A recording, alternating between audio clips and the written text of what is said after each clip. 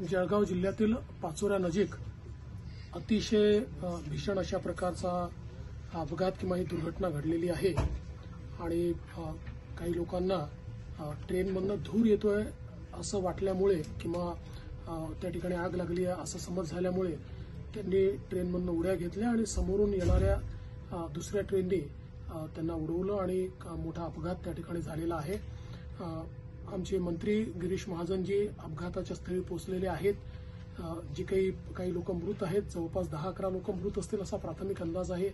तेवढेच किंवा त्यापेक्षा जास्त लोक जखमी देखील असू शकतात।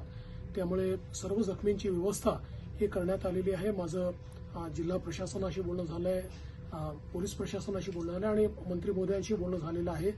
ज्यांना जे त्या ठिकाणी मृत आहेत त्यांच्या कुटुंबाला 5 लाख रुपये मदत ही महाराष्ट्र सरकारच्या वतीनं आम्ही देणार आहोत आणि जे जखमी आहेत त्यांचा संपूर्ण उपचार हा वेगवेगळ्या हॉस्पिटल्समध्ये जिथे जिथे ते आहेत तो सगळा मोफत उपचार त्या ठिकाणी करण्यात येईल आणि त्यांचे जे नातेवाईक आहेत त्या नातेवाईकांच्या फॅसिलिटेशन करता किंवा त्यांना नीट सगळ्या गोष्टी मिळाव्यात अशा करता देखील सर्व प्रकारचे निर्देश देण्यात आलेले आहेत।